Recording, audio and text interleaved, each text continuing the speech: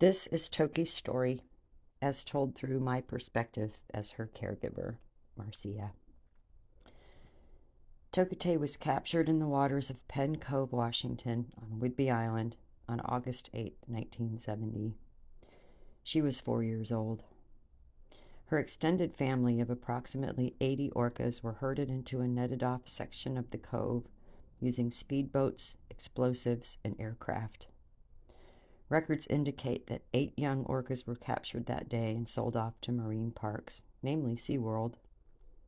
One of those marine parks was Toki's final destination, the Miami Seaquarium. There are anecdotal reports that several young orcas drowned in the nets that day and were hidden from view by sinking their bodies with rocks or anchors. These captures represent the very darkest days in the marine history of the Pacific Northwest and were the basis of extreme public outcry calling for the end of this practice, which finally happened in 1976. Toki was then taken to the Seattle Marine Aquarium with several other young whales to await being shipped off to marine parks, including SeaWorld, and this is where she was given the name Toki when chosen by the then veterinarian at Miami Seaquarium, Dr. Jesse White. She arrived at the Miami Seaquarium on September 14, 1970, and was placed in the world's smallest orca tank, the Whale Bowl. She joined the young orca Hugo, also a captured southern resident, who was taken from Vaughan Bay in 1968. There was a lot of press at the time calling her, quote, Lolita, Hugo's bride. Hugo and Lolita were most likely either cousins or siblings, having been taken from the same pod, L pod. Hugo died 10 years later of a brain aneurysm after reportedly banging his head against the sides of the concrete. His body was removed via crane, and he was taken by truck to the Miami landfill. There was very little mention of him after that. Toki was then alone until 2 Pacific white-sided dolphins were brought in to share the pool with her. I met Toki in 1988, and at that time she had been there for 18 years. Toki and I were about the same age, as her approximate birth year was 1965, and mine is 1964. When I first met her face to face, I felt a powerful connection to her, a feeling that I was supposed to be with her. I was supposed to take care of her and support her. I was hired at the park as a flipper trainer, a silly show involving 5 bottlenose dolphins called Flipper's Beach Party. I remember spending as much time as I possibly could at the whale area, helping, washing buckets, watching shows, and then working with the dolphins there. Honestly, anything I could do to be helpful and noticed, which paid off, as not long after I started, an opening came up on the whale team and I was offered a position. I couldn't believe I got to spend my days with this absolutely amazing marine mammal. She was very special to me. Toki had a lot of trainers and pool mates come and go over the years, and it seemed that the only constant was her. Through all of that change and loss, she was always resilient. What struck me the most is that despite her conditions, she seemed to have found a way to be positive, be joyful, foster relationships, and be present. She had a wonderful sense of humor. She bonded with her caregivers and showed real affection. She loved to play and be given attention. It was clear to me that she knew she was the star of the show. When she did an athletic jump and splashed the children in the splash zone, she would watch their reaction and seemed to enjoy seeing them jumping up and down with delight. She could feel their energy, and I believe she knew she was deeply loved. A debate began to rage in the late 80s and 90s about efforts to liberate her and bring her back to the Salish Sea, where her family still swims. I was secretly all for hearing those plans, but in my position, I couldn't possibly let my feelings be known. I would have been fired immediately. I also knew that the Miami Seaquarium's position was firm. They would never sell her or let her go. The basis for their position did have some merits, some being that during her time in captivity, she had likely been exposed to various bacteria and viruses that could potentially sicken or kill her extended family back in the cold waters around Puget Sound. Other arguments were that she had lost her natural instincts to hunt, communicate, and survive on her own, and it was unclear if her family would even recognize her after so many years. I agreed then that simply freeing her to the sea was irresponsible and it would put her at great risk. An option I heard a few times was to create a pen or enclosure in a protective cove, but I never saw any actual places or plans for that. The debate raged on for over a decade, with animal rights groups protesting nearly every weekend out in the parking lot and requesting meetings with the owners of this aquarium. The answer from the then owner, Arthur Hertz of Wometco Enterprises, was a deafening no every time, and eventually their requests were basically ignored.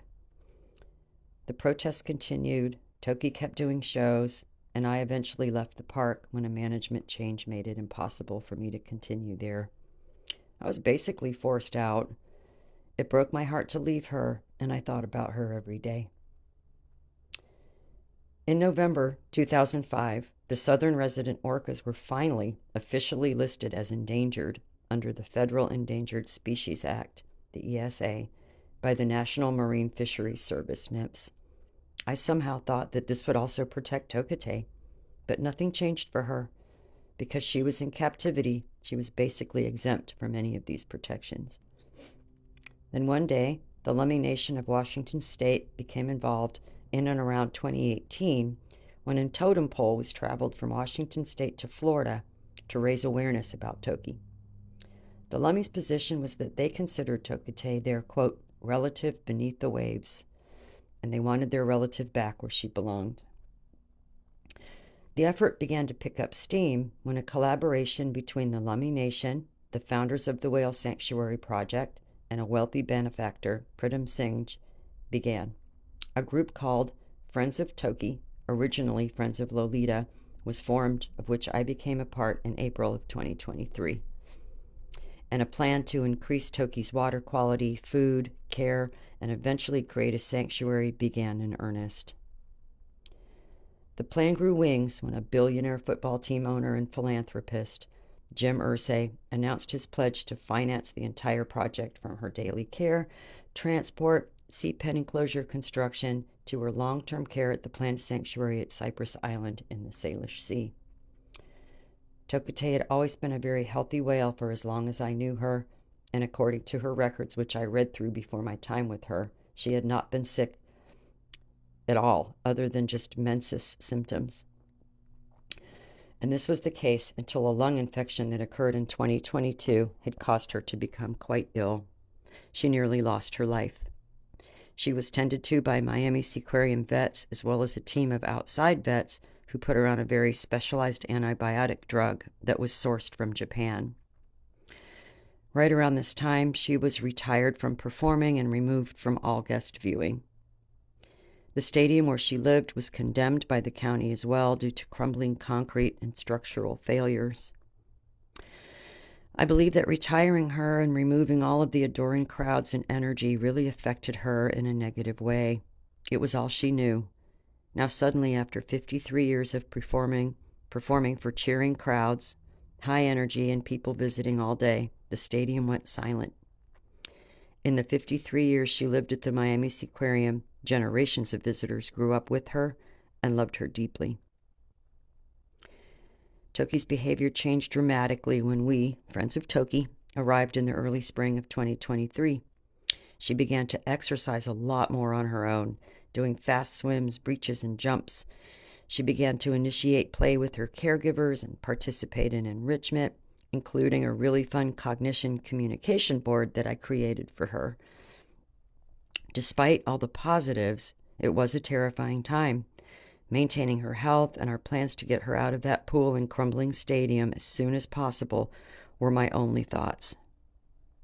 Everything seemed to be on track until the day in mid-August when Toki suddenly refused food, and it was a shock to all of us.